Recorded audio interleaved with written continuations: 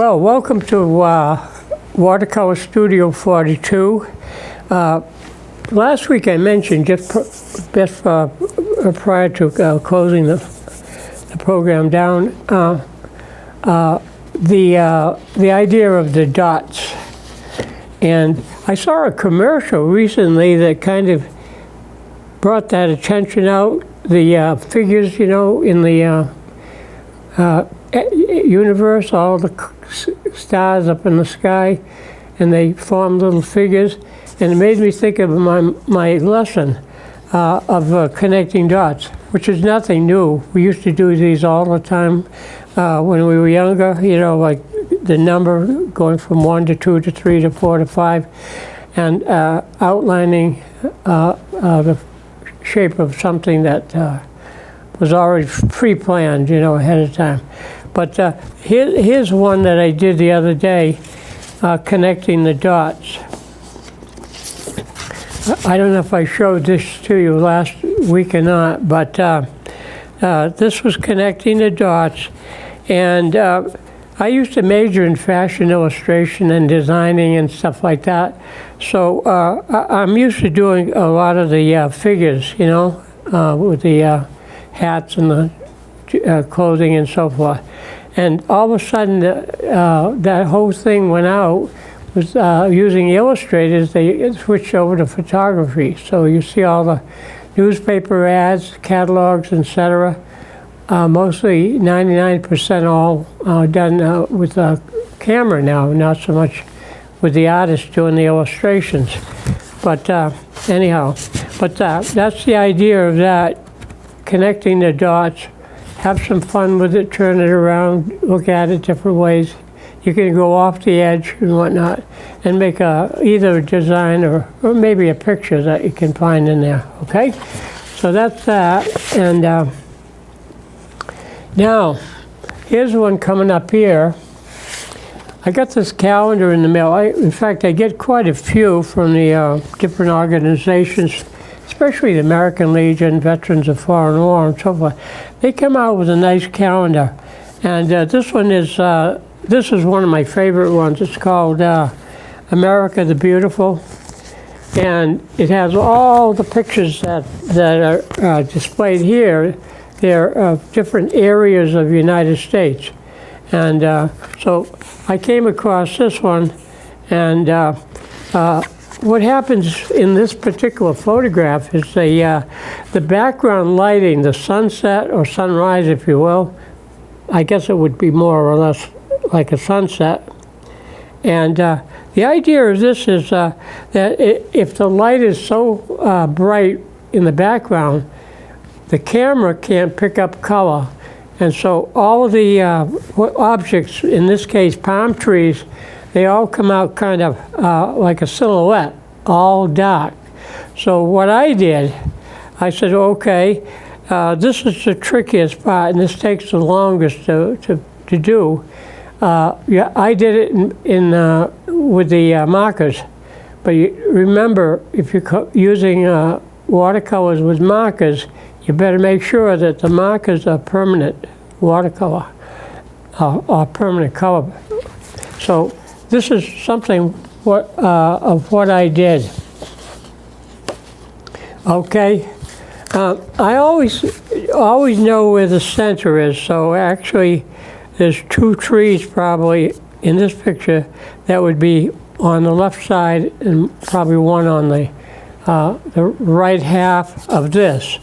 And also, I probably sound like a broken record, but I'll keep saying it all the time. Always think of an uneven number, not, you know, like 1 or 3 or 5 or something. In this case, the photographer even knew that rule. So he took a cluster of these 3 palm trees, which is an irregular number, and took a photograph. His photograph is beautiful. I don't know if I can match that color. That's a beautiful sunset. And I don't know where this area would be. It could be any place along the coast, Pacific Ocean or Atlantic or whatever. of the United States, but there was always a beautiful sunset. And I had the opportunity of going to, my wife and I both, when it was some friends of ours that we've known for years, and they had a timeshare down in Aruba. And I've been there 5 times. 5 times we went, at least 5 times.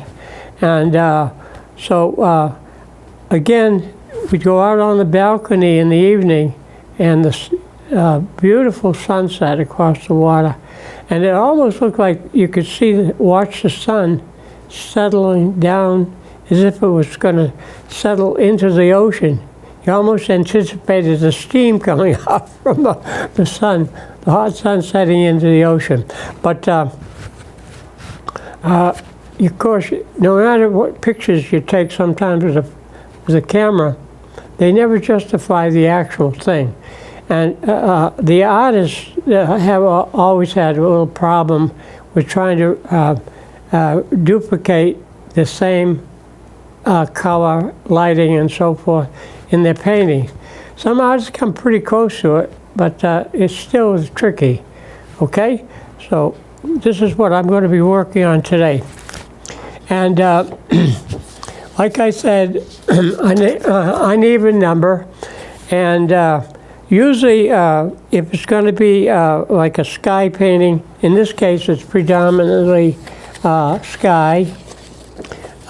It's predominantly sky. I'd say 3/4 of the picture here would be sky, and then the bottom part would be the ground or the land or the beach in this case.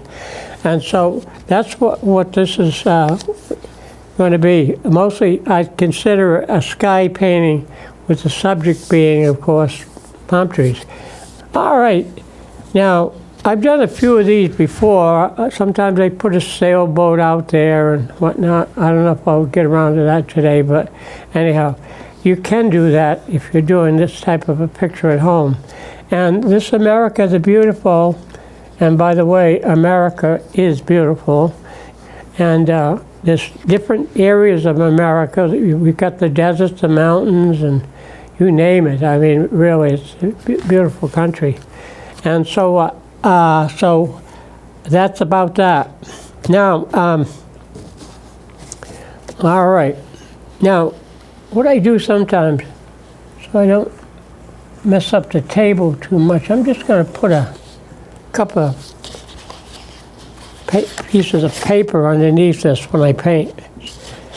I get a lot of paint on the my blue tablecloth here. Not a lot, but you know, sometimes all these little specks and so forth. Now I could still add, if I want to use my permanent marker, I can always add some more of leaves or whatever on the palm trees. So this is up to you, how many more you want to put in there. I always look at the contour here to see if I need a few more little, little sprays coming out here and there. You can add quite a few. You can overdo it too. You can make the palm tree get awful top heavy with all those branches. Now, let's put this back down here. And of course, when I do the sky, I usually start with a wet wash. That's why you see all these softer edges here of the clouds, because that's probably wetting the paper first. I don't have to worry about too much getting into the palm tree, because they're going to stay pretty much dark anyways. I did that ahead of time. Because it would have taken much longer just to sketch it out and to add all the texture. I can still add a little bit of texture. Probably even after the watercolor dries, you can work a little bit more detail into the palm trees. Okay, so I'm going to get started on this and see what we can do. I put out some colors on my palette. that I thought I'd be using in the painting today. I usually keep my yellows up at the top, and then my reds to the left side, port side, and then the opposite side over here for the blue. So I've got my yellows, my reds, and blue, and then I just put a little drop of Payne's Gray for a neutral color that I might add for the darker, probably the darker shading across the ground, right down through here. I'll probably use a darker, like I have a deeper brown here, and I might use that, and along with the Payne's Gray to make it even a little bit deeper in the foreground for that color. Okay, so now I always start with the lightest color first, which in this case would be sort of the yellowish orange sky. So I'm going to take some of my Gamboge yellow, but before I do that, I'm going to wet that sky down, okay? Here we go. Make sure your brush is clean before you start in. I was lucky this time my brush didn't have some leftover paint. Okay, here you go.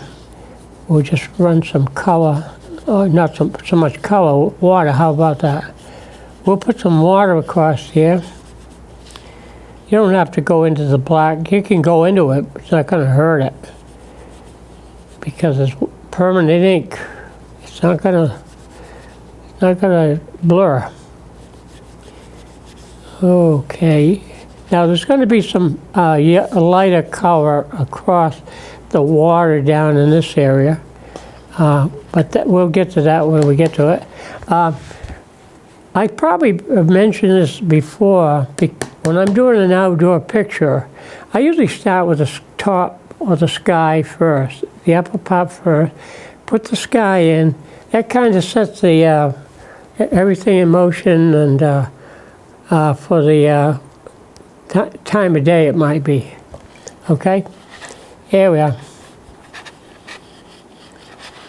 All right. Might have that too wet, but that's okay.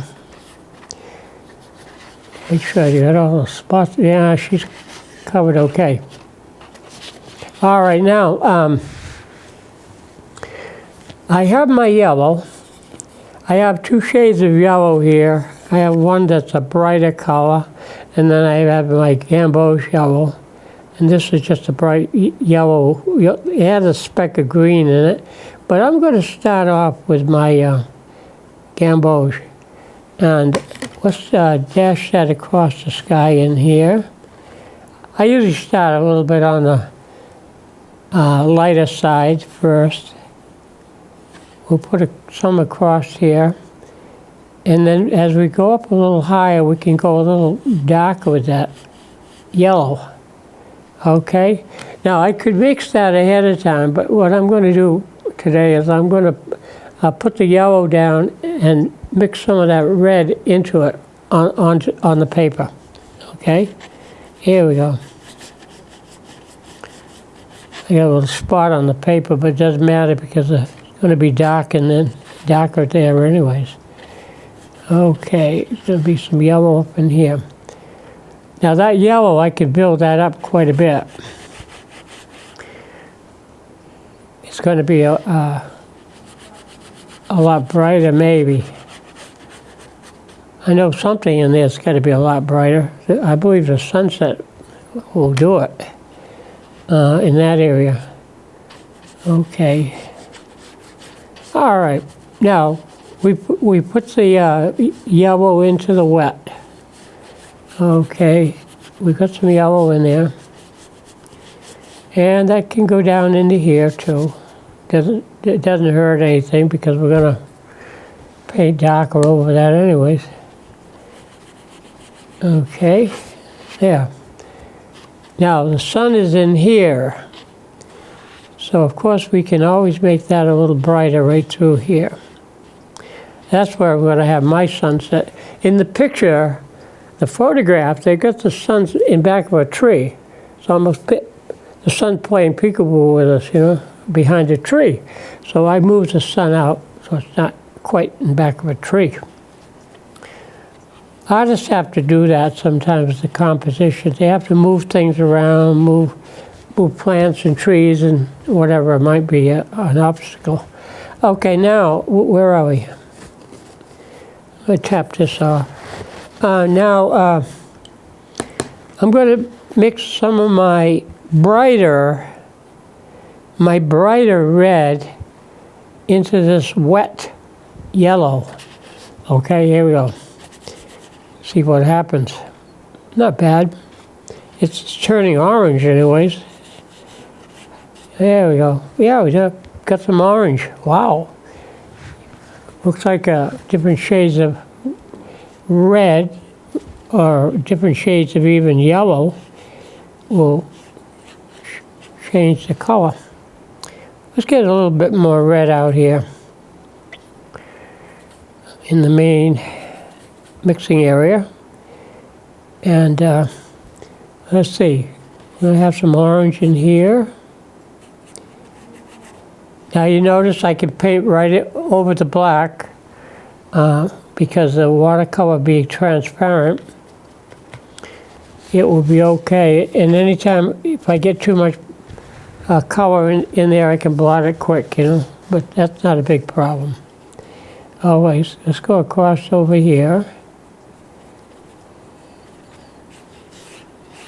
Now what I'm doing is kind of building up all these softer colors.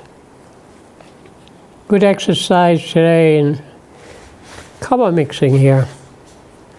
All these warmer colors.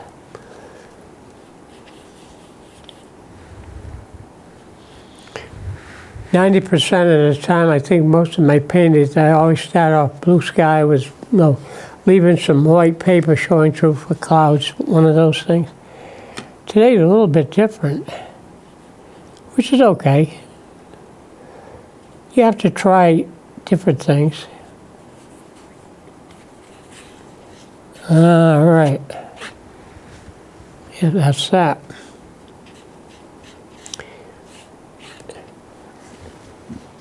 I got a card in the mail from the Attleboro Arts Museum. They're starting that series of what they call 8 visionaries, and they pick 8 people that have sort of a little bit of a different style or whatever.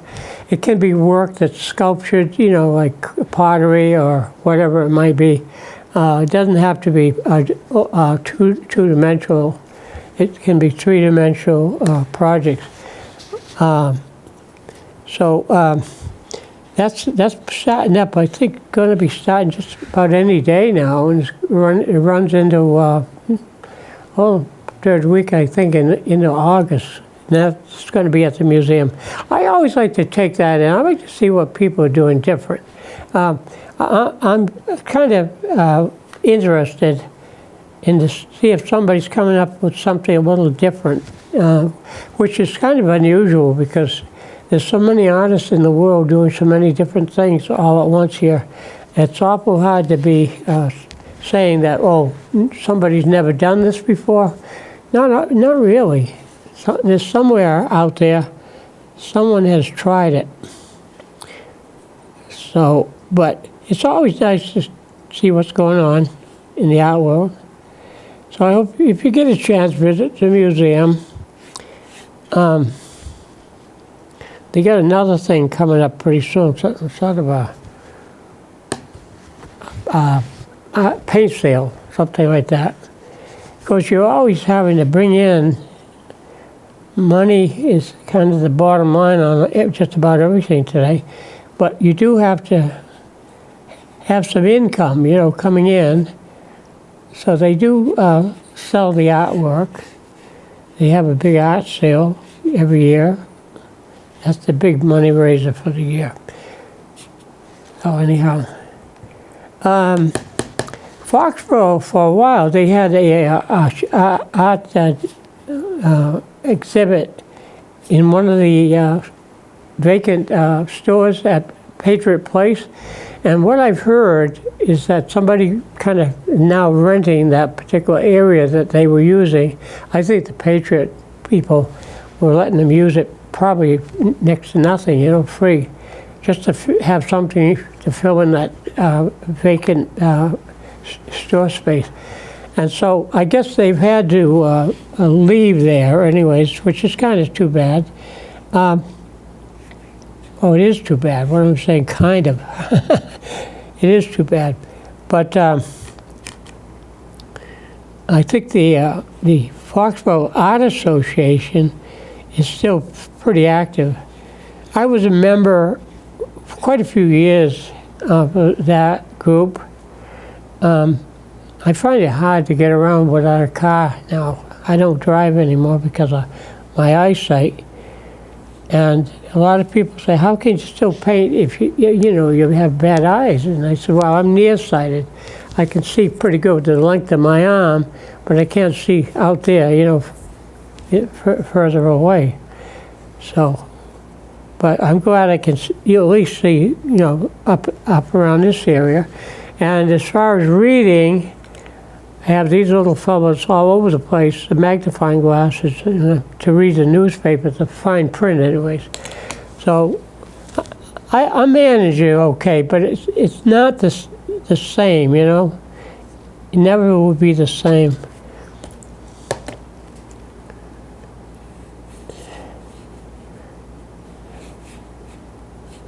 Okay, let's see what we got here. Oh, I'm putting that in a little bit ahead of time. Now, if I put this in a little bit ahead of time, I'm just going to pull some of that out of there. I want a touch of that in there, but I don't want too much of that. Now, this was a fun start, I think. We'll have some fun with this, I guess. When I start putting that bluish color in there, purple. Well, when you think about purple, you mix the color purple. I don't happen to have a purple tube of paint here, but when you start thinking about mixing purple, then you start thinking of using some of the deeper blues. And I have one here that's ultramarine, deeper blue. They have a real navy blue. That's a very dark navy color. It almost like it's darker than even my apron here. Now, see what we can do. Okay. Now I'm letting that set up a little bit. You know, that's why I'm kind of stalling off a little bit before I start in with the color. Now I have on my palette, I have two different reds. I have what they call actually a alizarin crimson, and then I have one over here. It's just like a permanent red, like a standard red color.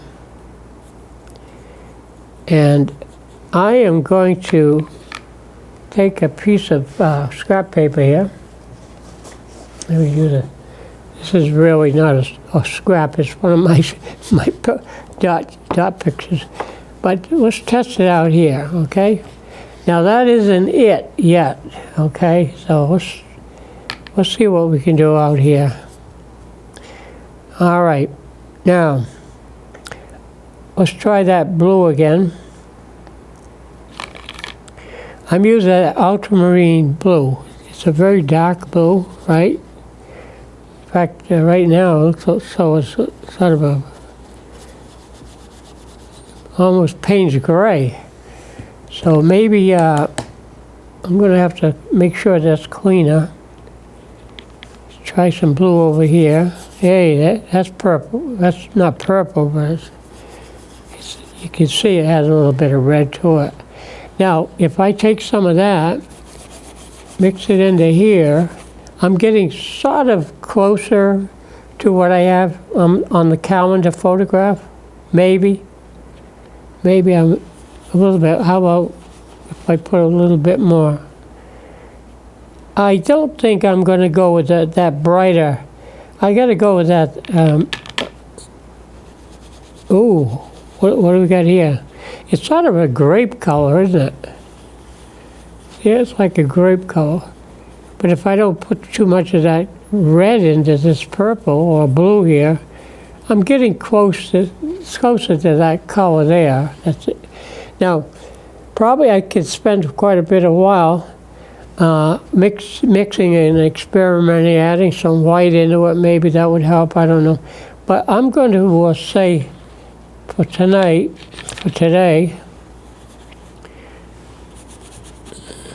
let's go with this a little bit more. Let's take that alizarin crimson. They call this also another color, quinacridone rose. Now that's another term that they use on some of the labels, and they make it sound like, oh, it's a totally different color than alizarin crimson, but it's the same thing. But they make it sound different. I don't know if they do that on a lot of different products. I don't know what they try to do, you know, but you'd think that one color term would be adequate. I'm just putting a little bit more of that red.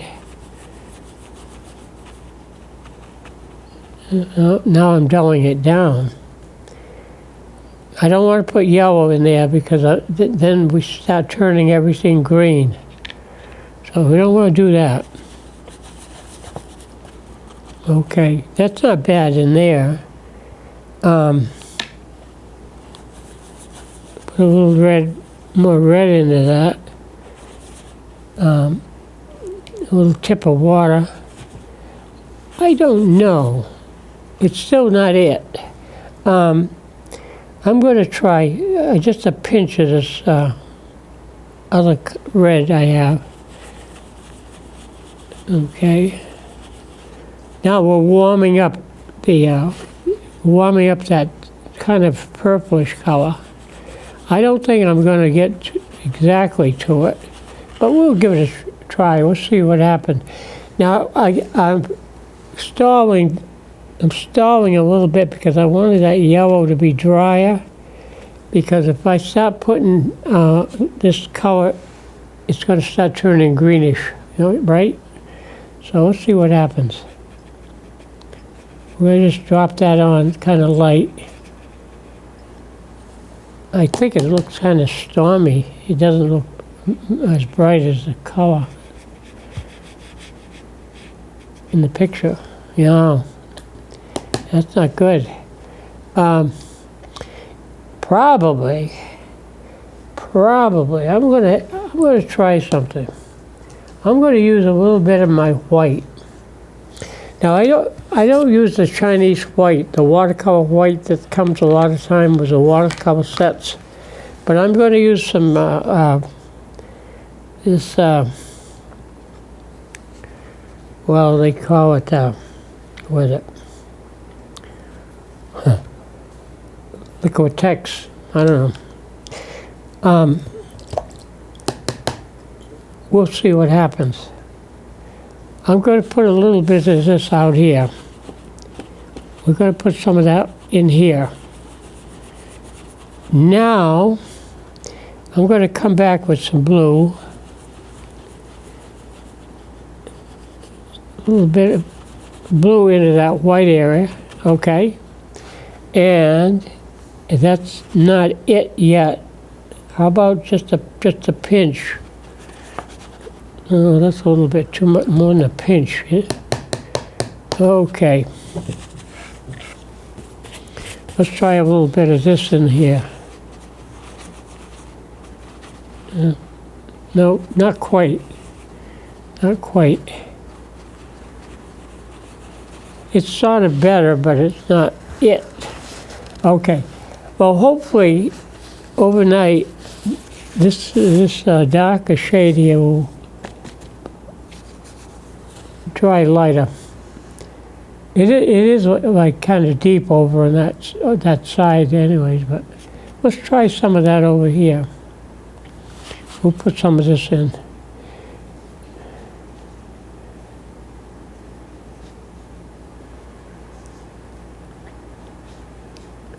All right.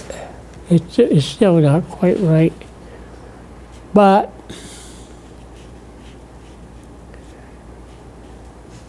it's a little bit on the light side, but I'd rather go a little lighter. I'm going to put some blue into this. That's why I was trying to let the yellow orangey color dry first, because I didn't want it turning green too much. Okay, yeah. You can go right through here, doesn't hurt anything. Okay, now we'll see, let's try. This might be one of those paintings that when you work on it, you may have to let it set overnight and let this pigment dry in, then try something on top of that. So you're talking about probably 2 or 3 different layers of paint you're going to put on this thing. But I'm certainly not getting that color. That's for sure. That's a beautiful color. And I might have to do this, just put the white, put a patch of white in there and just mix the color that will go on top of that. Okay.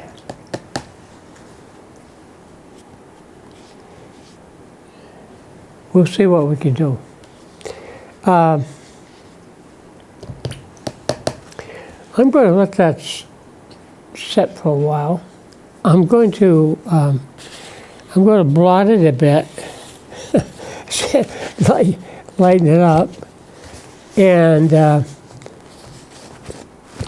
let it dry out a bit again, and give it another shade, give it another color.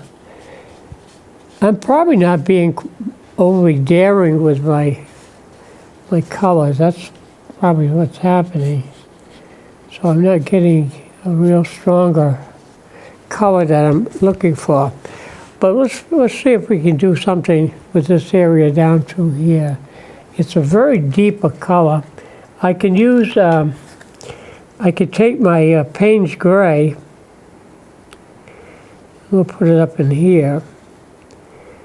And I could put some blue into that, use my that ultramarine blue, and make it a darker color, but it's not exactly black. It's sort of just a deeper color. Right across here.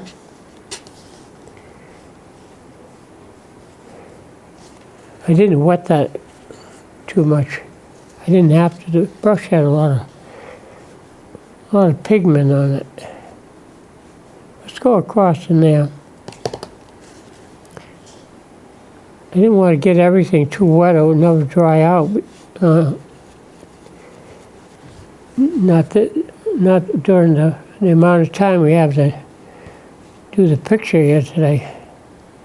Let's see, that comes across. I want to get the ocean kind of going level. You don't want to have it going uphill, downhill. And just pull this across in here. Now it's got to go probably a lot darker. And that's where putting probably some extra coats of paint on your paper. Put a couple of layers, of color. And keep getting it deeper and deeper and deeper. Okay, sort of fades off there a little bit. Kind of misty. All right. Well, it's not too bad, but it's not the picture on the calendar, not the color. Oh well. Don't panic. We can doctor it up a bit.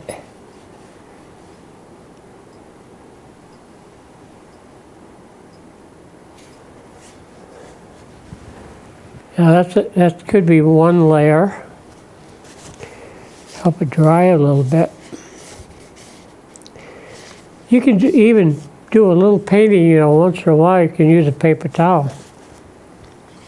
And just use a paper towel like a brush. And the brush it across. Oops. I usually tape my paper onto a board, and I would have done that today. And last week, my wife or my son, somebody bought a roll of tape for me, and I don't know what happened to it. Disappeared. You know, masking tape, regular masking tape. And I don't know what happened to it. And I don't get out that often to go to the stores, so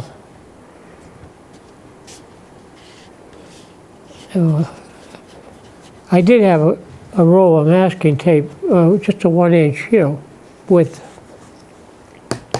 And I use it a lot. Sometimes I put a false matter on the edge of my paper here.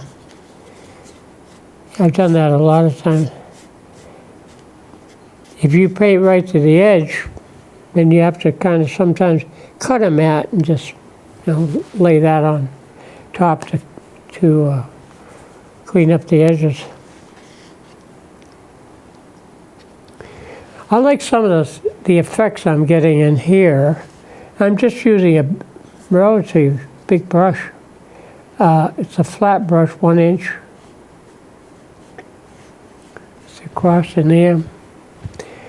And what you try to do here is just keep building up.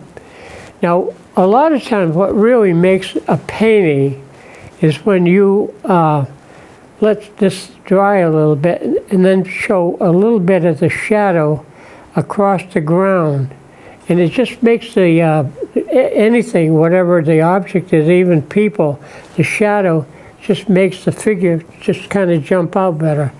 A shadow of an automobile, if you put cars in the painting, you show the undershadow of that car, and it automatically just brings it out. There's a lot of tricks in the trade. What do you have to do if you get an art magazine that has pretty good color? That magazine that I get a lot of times is that American Artist. It's expensive. It goes for, well, on the probably on the newsstands it goes around $9, if not a little bit more. But I usually get that magazine, and I just like to see what artists used to do, you know, in the past, what the subjects were, and what they're doing today. And tell you the truth, I like to backtrack a little bit, and I like some of the work that some of the artists did in the earlier years. I think today we try to be a little bit too much. It's almost gets cluttered and junky sometimes with the artwork, and I could show you some examples of that. I probably wouldn't show them on television show, but individually I could show you some of the things that they're doing today in the art world. And I don't know. They either put in too much or leave out too much a lot of times. You'll see a painting with a couple of drops of paint on it and put a frame on it, and that's it, yeah? Oh, wow. That's pretty good. And I labored over something for hours, and all I had to do was put a couple of drops on the paper. Wow.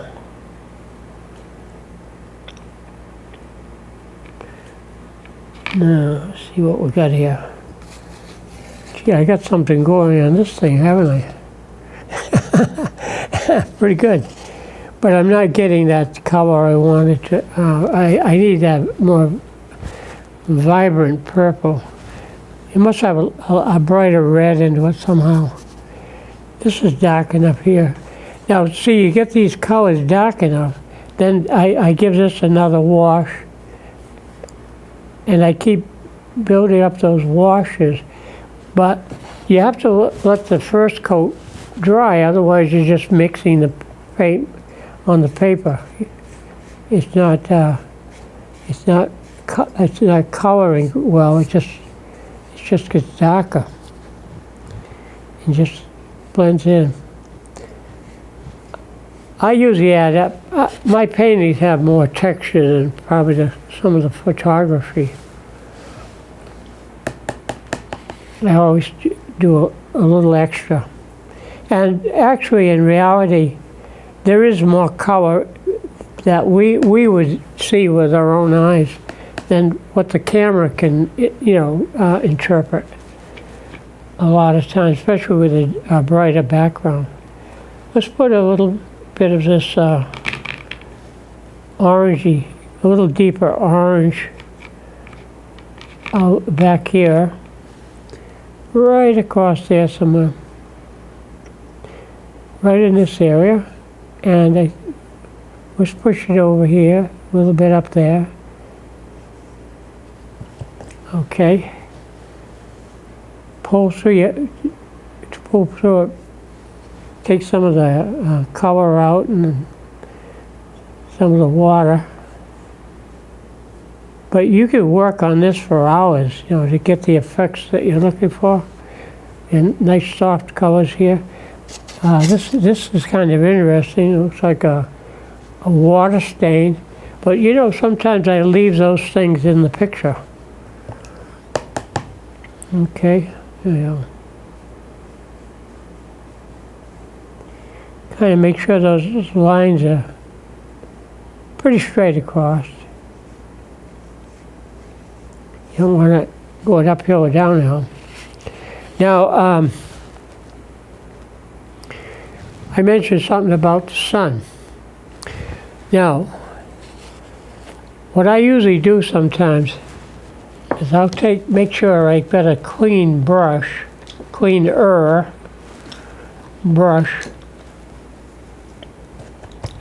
and where I want the sun to go, I'll just keep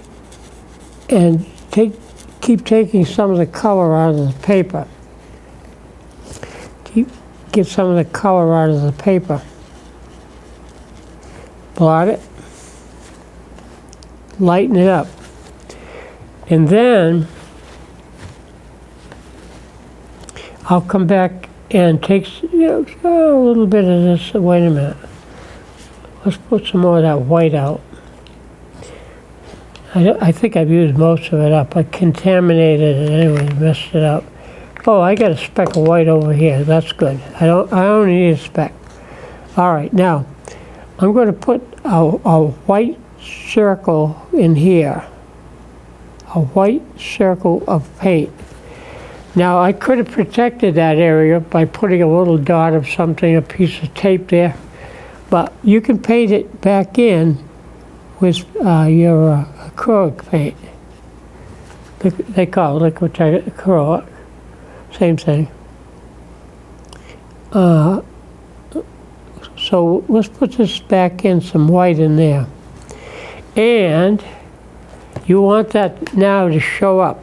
That sunset is so bright, it usually has some white in it.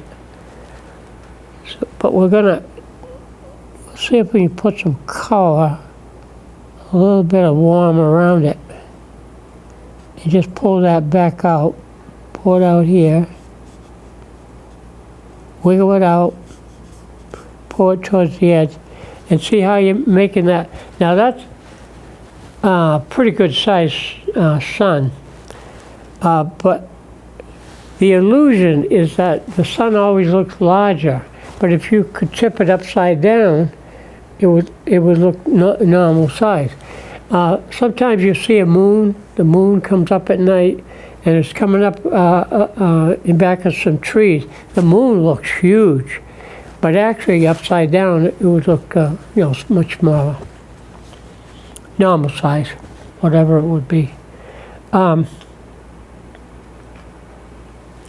I'm going to put some more contrasting color in here, and probably make that moon a little bit less.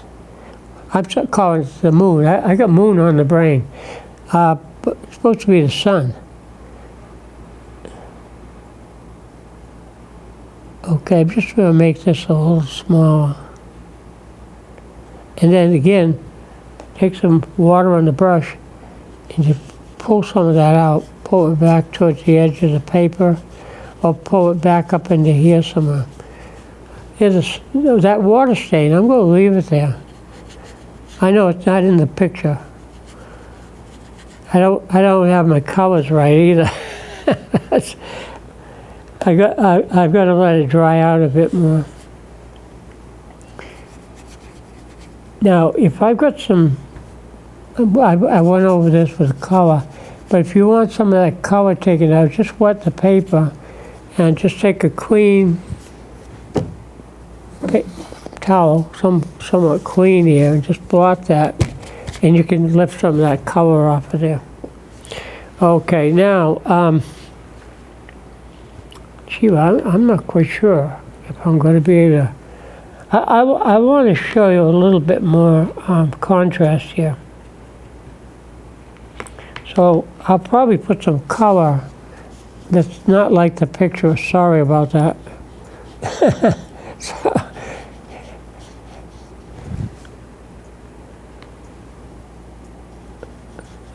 Probably haven't got the right combination of colors on my palette to begin with. I might not have the color, but I will have to experiment with this. See how close I can get to it. It probably might need more red into it, you know, that type of thing. But we'll try to get some color back in here for you. Some color. It's sort of the blue sky there. Now, if you want to take the edge off, sometimes I have one of those, like a powder puff brush, and I use that. I don't have it with me, but you can take any old brush and just do this, a bigger brush. And while the edges are wet, just soften, wiggle the brush across just with water on it, and you can take the edges off. Now, it's still not dark enough. Now, I can get a lot darker, but I don't want to jump into it too soon. Like now, this is going to be much darker here. Okay, see, but it looks like a storm cloud. It doesn't look like it's the sunset on a white cloud.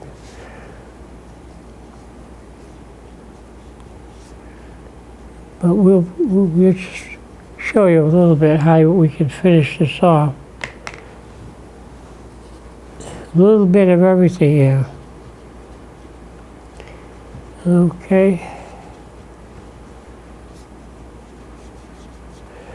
This is another example of what I talked about earlier when I said sometimes, you know, you look at a sunset and you can't find the colors that will duplicate what you see there.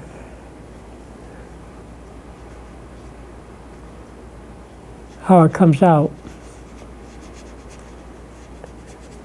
Okay.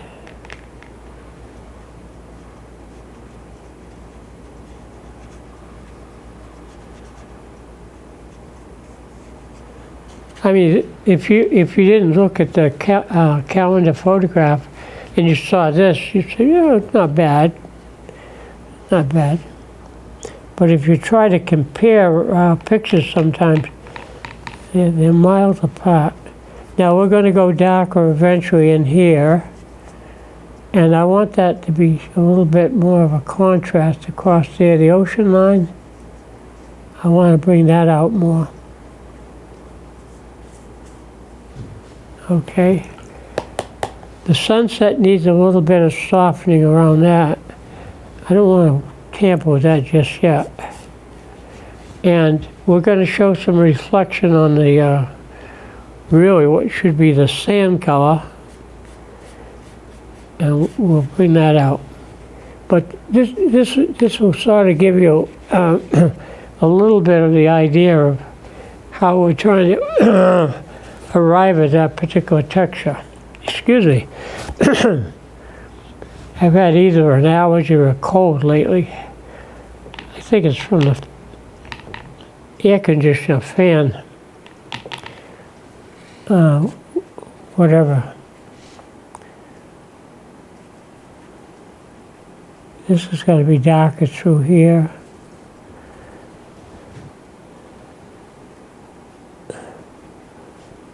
I'm going to try to get that color. Oh my goodness. I thought I could arrive at that a little faster. It looked pretty good over here. Not bad. But that still has more color in it than this has.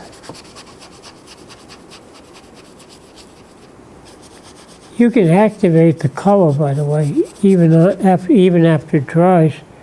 You can use some of that color.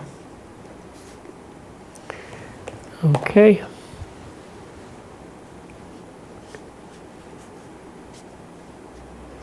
Well,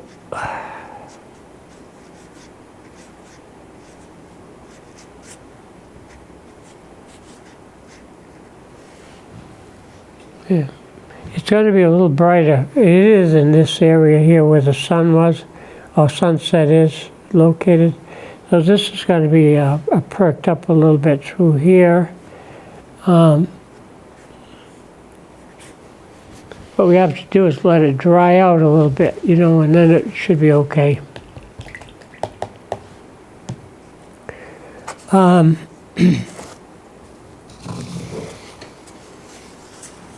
lot of times, I have some fun with this once in a while when I have a scrap paper and I have some paint I'm mixing, and I even look at this thing and see if I can make something out of it. You know, just the paper that you're mixing your colors on. I don't know if I can get anything out of that right now. I see a little puppy dog in there. See his nose and eyes, a little bit of his ear. Could be a little bit of a puppy dog there. But I see a lot of, you know, over a period of time, when you're out there, you get used to seeing color and shapes and how one shape might relate to something else. All you have to do is add an eye or a nose or something. You can always make something out of it. You take something like this. I don't know. This probably would need some work. That doesn't look like too much just yet. I can't find too much in that one.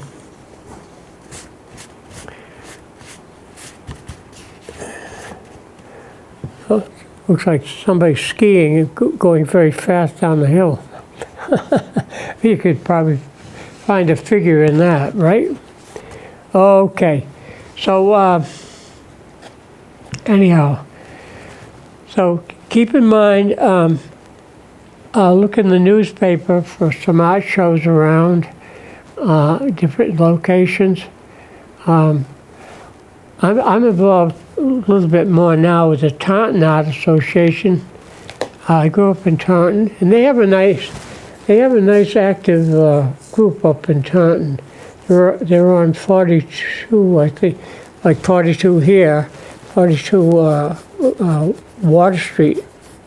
It's right on the same street where the waterworks is located, and it's on the back of the grounds of the Taunton High School, the new area where they're located off of Route 44, just a short distance out of town now, where the high school is relocated.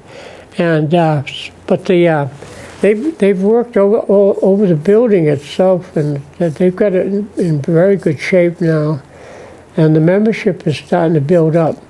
A lot of art groups have kind of had to start over again. The Watercolor Society over at Slater Park in Rhode Island off of Newport Avenue there, that's trying to come back and so forth. But take in some of the shows locally, and we'll see you next time. Brushes up. Thank you.